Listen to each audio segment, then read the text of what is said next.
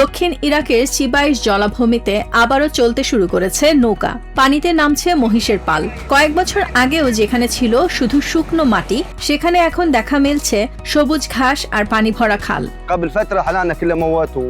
কিছুদিন আগে আমাদের সব গবাদি পশু মারা গিয়েছিল, কোথাও পানি ছিল না। খরার কারণে মানুষ এলাকা ছেড়ে চলে গিয়েছিল, কিন্তু এবছর রহমতের পানি ফিরে এসেছে। এখন পশুগুলো ভালো আছে, মানুষও ফিরে এসেছে। তবে আমরা আরো বেশি পানি চাই। ভারী শীতকালীন বৃষ্টিতে জলাধারগুলোতে পানির পরিমাণ বেড়েছে, ফলে টাইগ্রিস ও ইউফ্রেটিস নদী থেকে জলাভূমিতে বাড়তি পানি ছাড়তে পেরেছে ইরাক সরকার। এতে ধীরে ধীরে ফিরে আসছে প্রাণবৈচিত্র্য। 2021 থেকে 2025 সাল পর্যন্ত এই এলাকা পুরোপুরি শুকিয়ে গিয়েছিল। নৌকা চলতো না, গবাদি পশুর জন্য কোনো ঘাসও ছিল না। সবাই এলাকা ছেড়ে চলে গিয়েছিল। এখন ইউফ্রেটিস নদী থেকে পানি ছাড় এবং ভারী বৃষ্টির কারণে মানুষ আবার ফিরছে, সবুজ ঘাসও ফিরে এসেছে।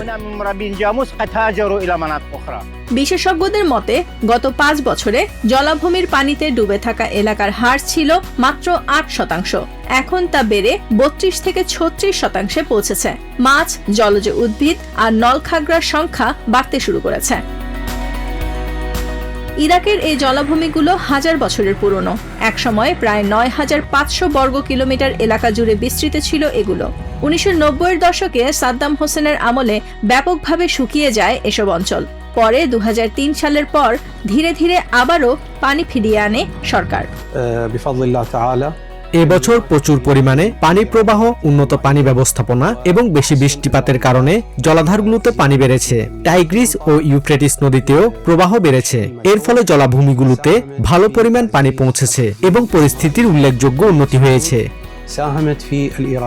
খরার ক্ষত এখনো পুরোপুরি শুকায়নি, তবে বহু বছর পর আবারও পানিতে ভরছে ইরাকের ঐতিহাসিক জলাভূমি। আর সেই পানির সঙ্গেই ফিরছে মানুষের জীবন, জীবিকা ও হারিয়ে যেতে বসা ঐতিহ্য। Nahid Sihan, TVN 24 news desk.